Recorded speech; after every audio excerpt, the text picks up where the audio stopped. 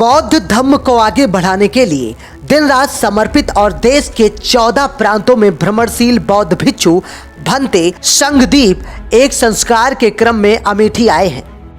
बौद्ध धर्म की वर्तमान स्थिति और महाबोधि विहार बोध गया की धार्मिक स्वतंत्रता और न्याय की स्थापना को लेकर बोध गया में चल रहे मुक्ति आंदोलन को लेकर पारदर्शी विकास से विशेष बातचीत में उन्होंने कहा कि भारत विभिन्न धर्मों का देश है। सबको अपने धर्म स्थलों की सुरक्षा, स्वामित्व और धार्मिक स्वतंत्रता का अधिकार प्राप्त है। महाबोधि विहार मुक्ति आंदोलन 1897 से चल रहा है। सरकार को अब बिना देर किए महाबोधि विहार को बौद्धों को समर्पित कर देना चाहिए। यहाँ पर एक संस्कार का कार्यक्रम है। इसी संस्कार में सम्मिलित होने के लिए मैं यहाँ पर उपस्थित हुआ हूँ और यह संस्कार कल भी होगा और परसों भी होगा, 1 मार्च को और 2 मार्च को। आपने बौद्ध धर्म में प्रवृत्ति का ग्रहण किया? मैं 2013 में प्रवृत्ति ग्रहण किया और इस समय मैं भिक्षु हूँ और 2013 से पूर्ण गृह त्याग कर दिया। परिवार में किसी से कोई बातचीत भी नहीं होती, फ़ोन से भी कोई बातचीत नहीं होती। यह समझ लीजिए, पूर्ण धर्म के प्रति समर्पित रहता हूँ। 24 घंटे मैं धर्म को आगे बढ़ाने के लिए पूरा प्रयास करता रहता हूँ और मैं भ्रमण पे ही ज़्यादा रहता हूँ। बुद्ध विहारों पे कम रुकता हूँ, ज़्यादा से ज़्यादा भ्रमण करता हूँ। इस ज़िले में उस ज़िले में मैं 14 प्रांत में भ्रमण करता हूँ। 14 प्रांत, भारत के 14 प्रांत में भ्रमण करता हूँ और जहाँ जाता हूँ वहाँ पर केवल बुद्ध की बात करता हूँ, जिससे समाज जो पिछड़ा हुआ है, जो नहीं जानकार है, जिसको नहीं जानकारी, वो सारे लोग इससे अवगत हो जाएं और जब पूर्व पे अवगत हो जाएंगे तो अपनी संस्कृति को स्वीकार कर लेंगे। बौद्ध धर्म का प्रचार प्रसार बहुत तेजी से चल रहा है। बहुत तेजी से चल रहा है। बहुत सारे लोग देख रहा हूँ कि कुछ घंटे का जो बौद्ध भिक्षु बनने के बाद भी परिवार से मोह नहीं क्या करें, चारिका नहीं करें। इस बारे में आपका क्या कहना है, खास करके हमारे जनपद?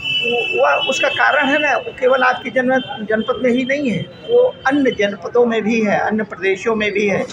कुछ लोग परिस्थितियों के मारे हुए हैं, जिनकी आर्थिक स्थिति दयनीय है। इसके लिए वो क्या करते हैं, इसके लिए वो चीवर धारण कर और वहाँ से जो दान मिलता है उसको अपने परिवार में देते हैं। ये गलत है। जो उपासक उपासिकाएं आपको या भिक्षु संघ को जो दान देते हैं वो किस लिए देते हैं? उनको चलने के लिए देते हैं, उनको उनके स्वास्थ्य के लिए देते हैं। इसके लिए देते हैं जिससे उनको कोई असुविधा न हो, आर्थिक कमी उनके सामने कभी न आए। इसके लिए वो दान प्रदान करते हैं। परंतु जो अज्ञानी हैं, जिनके अंदर तृष्णा भरी हुई है, जो लोग मोह में पड़े हुए हैं, ऐसे सारे लोग धर्म को आगे न बढ़ा करके धर्म को पीछे कर रहे हैं। इससे एक गलत संदेश जा रहा है, जिसे हम भिक्षुओं को, जो भिक्षु हैं, ओरिजिनल भिक्षु है, उनके ऊपर भी ये बदनामी आ रही है। इसलिए ऐसे लोगों को ऐसा काम नहीं करना चाहिए, वरना हमारा धर्म आगे बढ़ने के बजाय पीछे जाने लगेगा। क्योंकि बदनामी किससे होती है? एक ही मछली पूरे तालाब को गंदा कर देती है। एक भिक्षु अगर गलत किया तो सारे भिक्षु बदनाम हो जाते हैं। हमें सीलों का पालन करना चाहिए। भिक्षुओं को 227 सील का पालन करना चाहिए, है कि नहीं? लोग 5 सील का पालन नहीं कर पा रहे हैं। ये कितनी दयनीय स्थिति में पहुंचा रहे हैं धर्म को, है कि नहीं? ऐसा नहीं होना चाहिए। इसलिए ऐसे भिक्षुओं को दान भी नहीं करना चाहिए। जो तृष्णा से युक्त हो, जो तृष्णा से मुक्त हो, उसको अपनी बुद्धि और विवेक से परख करके उपासक और उपासिकाओं को, ऐसे भिक्षुओं को ही दान देना चाहिए, वरना दान नहीं देना चाहिए।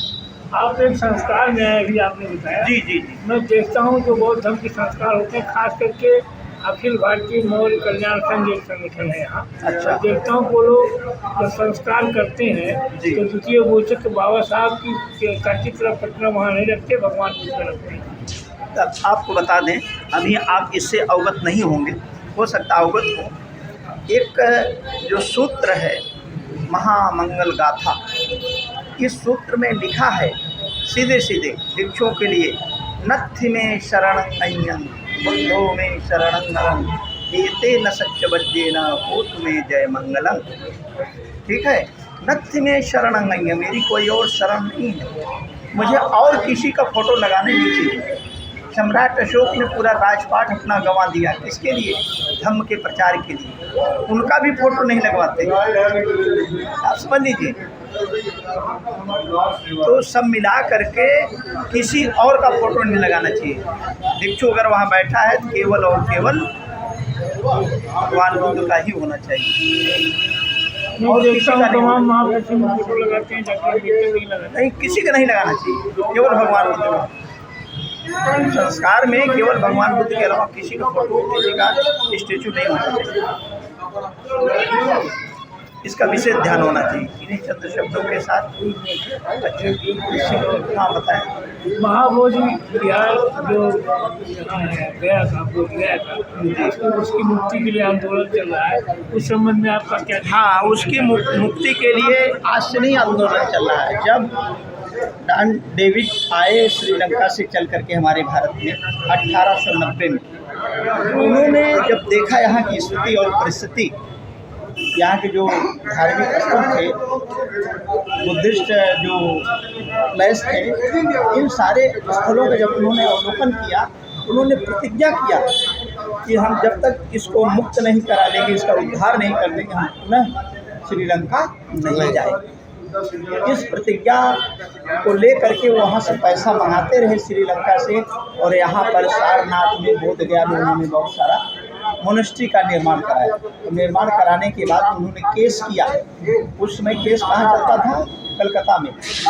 तो जो दूसरे संस्कृति के लोग हैं, जो इस बुद्धिस्ट संस्कृति को जो जिन लोगों ने नष्ट किया, उन लोगों ने बड़ा विरोध किया।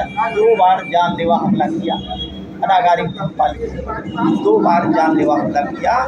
इसकी वजह से वो बराबर संघर्ष करते रहे, और यहाँ से श्रीलंका नहीं गए, बल्कि यहीं पर उनका क्या हो गया, उनका निर्वाण हो गया, उनकी काया का त्याग हो गया, और इनकी समाधि सारनाथ में बनी। आप लोगों ने कभी जाकर किया होगा। कहाँ पे है सारनाथ? सारनाथ में जो मेन मंदिर है गंधकुटी, उसी के जस्ट पीछे उनकी समाधि बनी हुई। और यह आंदोलन आज इस स्थिति में पहुँच गई है कि उस समय कोई समर्थक था नहीं, इस समय तो बहुत सारे लोग समर्थक, आप हो गए, सब लोग हो गए, समर्थक हो गए हैं।